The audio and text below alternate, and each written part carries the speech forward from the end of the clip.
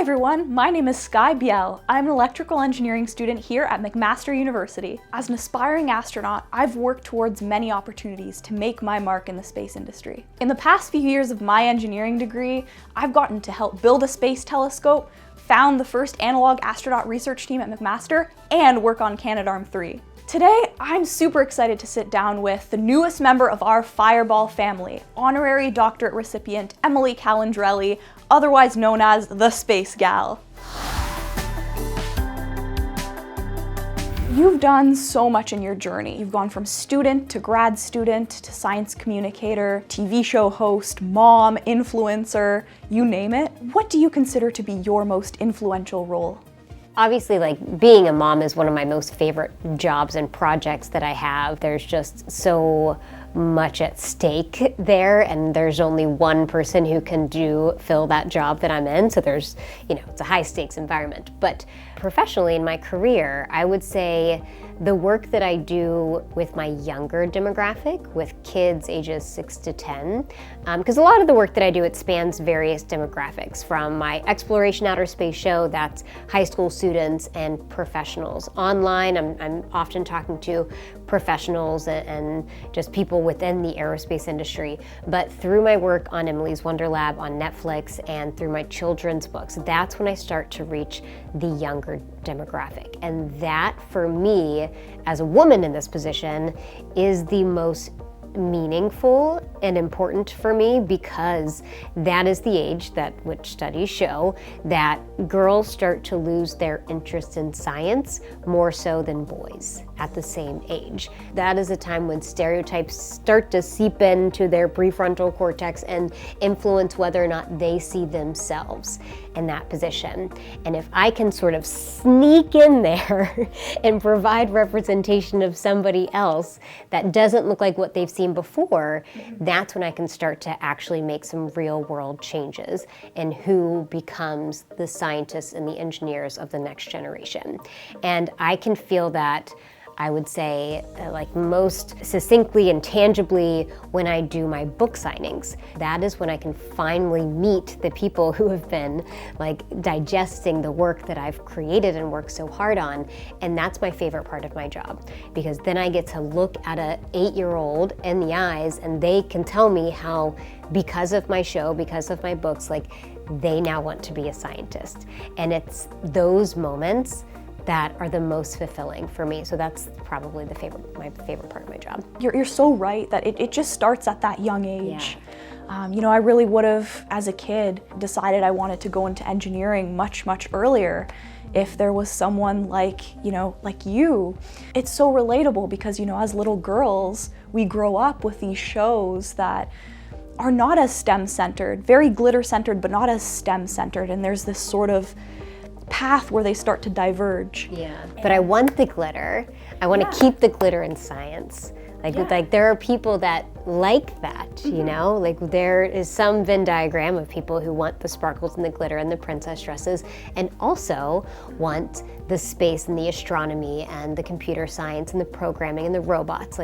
There are those of us who sit right firmly in the center of that Venn diagram. Oh, 1,000%, 1,000%. Oh, well, let me tell you this story. So one of the most famous tests that they give to kids is the Draw a Scientist test. And this has been a test they've been giving to kids since the 80s. Mm-hmm. And it simply prompts the kids to draw what they think a scientist looks like. Mm-hmm. And maybe not surprisingly, when this first started out, nearly 100% of all of the drawings from both boys and girls, they looked like that. They had the salt and pepper hair, the Einstein hair, the goggles, and a lab coat that just looked like Einstein in a lab. Yeah. And now, as we've progressed, I think the latest study that I saw was from 2016. Now, about 50% of girls are drawing female scientists, but still 90% of boys are drawing only male scientists. So it's still predominantly, when people think of a scientist, it's predominantly they see men in that position.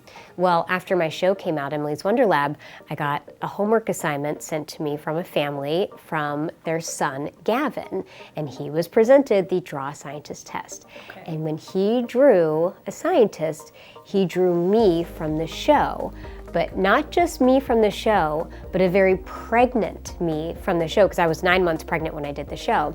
And so I have this big old belly in the show. And so when he thought of what a scientist looked like, he thought of pregnant me. And just like talk about breaking stereotypes for what you think a scientist looks like. And that was from his son, Gavin. So when we talk about representation and how important representation is for little girls, it's just as important for little boys to see women in these positions as well, because it changes the way that they see their peers and the women throughout their life too. Totally agree. And not only that, I think it also just teaches both boys and girls that you can be a mom and a scientist. Exactly. And just the fact that women are able to get pregnant and deliver a child doesn't mean that they're any less capable to have a thriving career in science or engineering. Yeah. So that's remarkable. You're making strides and really teaching kids what truly being a scientist means and what it could mean for so many people who didn't think they could be. I'm an aspiring astronaut myself, and I never saw anybody like me in terms of, I'm missing my left arm below the elbow. And I was like that since I was born. And right now I'm working on a capstone project, a bionic arm designed for space travel. Cool.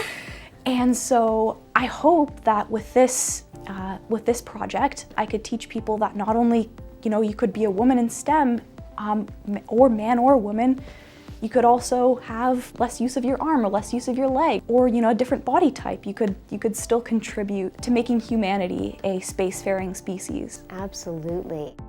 I love that. Yeah, one of my friends had gone up with Haley Arsenault, if you've recognized that name. She went up with Inspiration 4, part of a SpaceX mission, and she had cancer as a child and had to have part of her leg removed, and so she was one of the first people to go with a prosthetic up into space and sort of helped break down barriers for different people like that. And so it is lovely. I think the way that the space industry is changing now, it's making it more accessible for more people to go up into space. And I'm really excited for that next step in our spacefaring civilization. So excited. Yeah. Maybe we'll be crewmates one day. I love this idea. Like we gotta call up Jeff Bezos and see if he'll bring us on a Jeff Bezos. Come on, Jeff. If we can get on one of the next Blue Origin flights together, it would really make our day. Yes. Well, thank you, Emily. Thanks again for being here and for sharing some of your insights and tips and experiences. So is there any last thing that you'd want to share, any piece of advice to the McMaster engineering community or the McMaster community as a whole? Well, I will say that I am very grateful to you all and appreciative for the honorary doctorate. Thank you for allowing me to be part of your family. And I will repeat one of my favorite lines from my commencement address, and it's that never let your goodness be outmatched by your greatness.